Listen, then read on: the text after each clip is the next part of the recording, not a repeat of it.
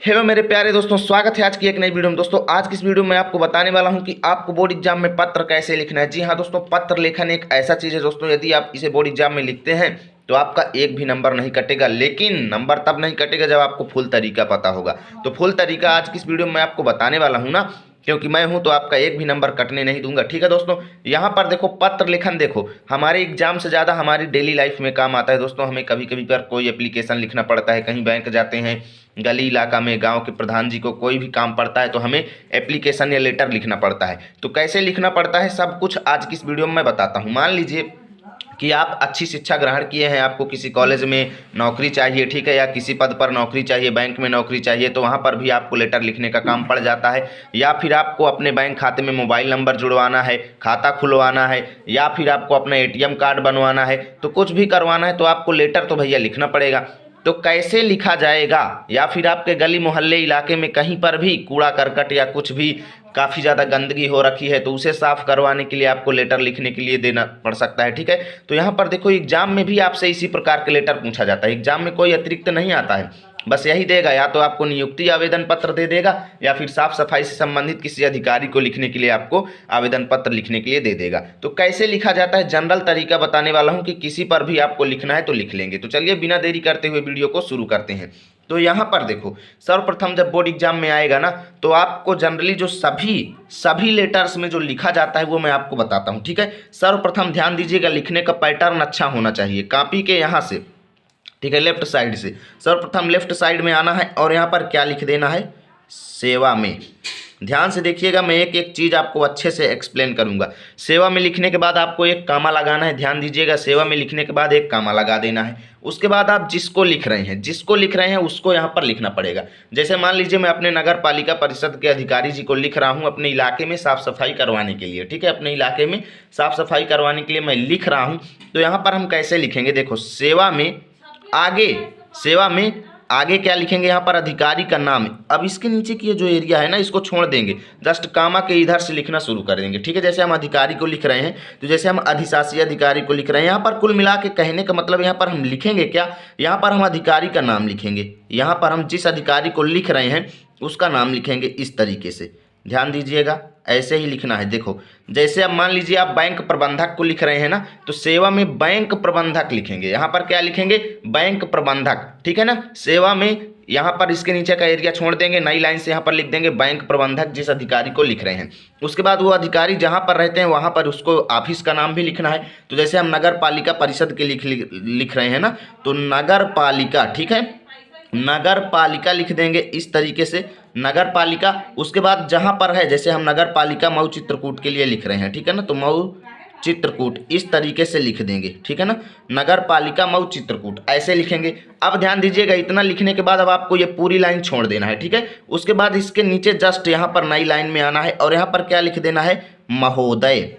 ध्यान दीजिएगा, महोदय। जनरली किसी भी विषय पर आपको लिखना है, जैसे मान लीजिए आपको बैंक के लिए लिखना है तो सेवा में बैंक प्रबंधक, यहाँ पर बैंक का नाम लिख देंगे, जैसे बैंक ऑफ बड़ौदा मऊ चित्रकूट। उसके बाद यहाँ पर क्या लिख देंगे, महोदय। ठीक है, जनरली मैं आपको बता रहा हूँ। जिला अधिकारी के लिए लिख रहे हैं तो सेवा में जिला अधिकारी मऊ चित्रकूट। यहाँ पर देखो चित्रकूट के अधिकारी है ना, ये मऊ तो ब्लॉक है, ये चित्रकूट है, तो यहाँ पर चित्रकूट उत्तर प्रदेश और महोदय यहाँ पर लिख देंगे। ठीक है ना, उसके बाद यहाँ पर अब ये लाइन पूरी छोड़ देना है, आगे वाला पूरा हमें पूरी लाइन छोड़ देना है। ठीक है ना, पूरी लाइन हमें छोड़ देना है। उसके बाद यहाँ से अपनी समस्याएं लिखना शुरू करना है। ये लाइन यहाँ से अपनी समस्याएं लिखना शुरू करना है। समस्याएं क्या है, मैं तो आप बताया हूँ कि इलाके में गंदगी को दूर कराने के लिए यहाँ पर हम लिख रहे हैं। तो कैसे लिखेंगे, जैसे अगर आपको बैंक के खाते में मोबाइल नंबर जुड़वाना है तब कैसे लिखेंगे, यहाँ पर आपको लिख देंगे कि सेवा में, यहाँ पर महोदय लिख गया है, महोदय मैं आपके बैंक शाखा का एक खाता धारक हूँ। ठीक है, इस तरीके से लिखेंगे। उसके बाद क्या लिखेंगे,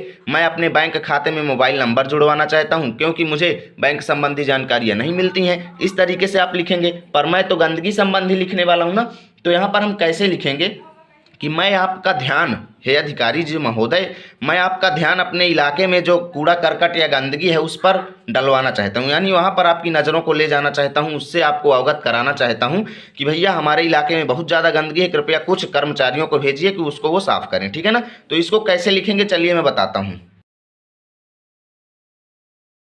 तो देखिए दोस्तों, मैंने लिख दिया कि मैं आपका ध्यान शहर में व्याप्त गंदगी और दुर्दशा की ओर आकर्षित कराना चाहता हूं। ठीक है, अब गंदगी में क्या क्या आता है, जैसे नालियां जो बनाई गई हैं वो टूट फूट गई हैं। ठीक है, सड़कों के आसपास कूड़ा कचरा फेंका गया है। तो इसको कैसे लिखेंगे, यहाँ पर कैसे लिखेंगे आगे, तो यहाँ से लिखना शुरू करेंगे कि जिन स्थानों पर नालियां बनाई गई हैं वो टूट गई हैं। ठीक है, वो जगह जगह से टूट गई हैं। तो चलिए लिखते हैं यहाँ पर।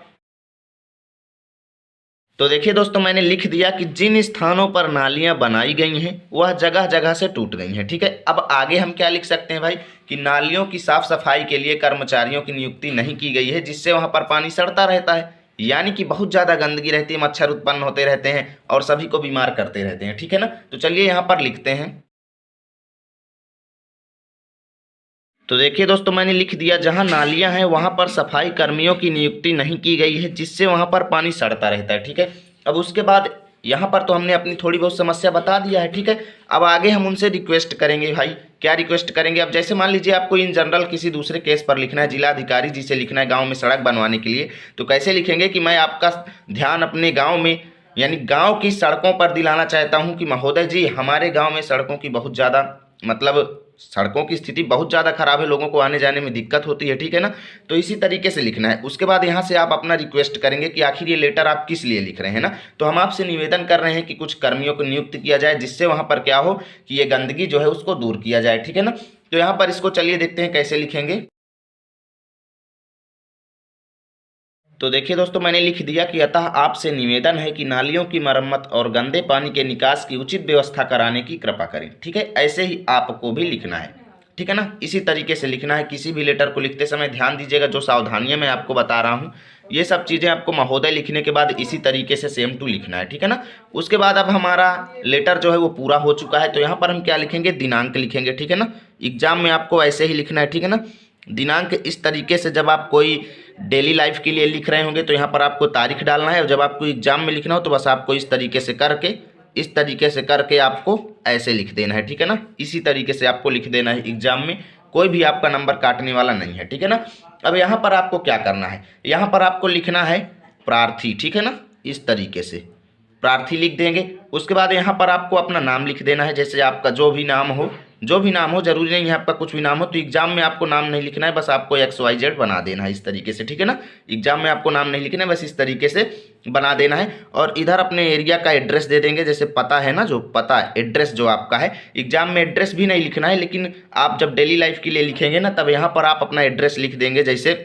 हम तो मऊ चित्रकूट के लिए दे रहे हैं ना, तो मऊ चित्रकूट इस तरीके से यहाँ पर हम लिख देंगे। ठीक है ना, इस तरीके से आपको लिखना है। ठीक है ना, तो लेटर लिखने का ये सही तरीका आज मैं आपको यहाँ पर इस वीडियो में बताया हूँ। उम्मीद करता हूँ कि अच्छा लगा होगा।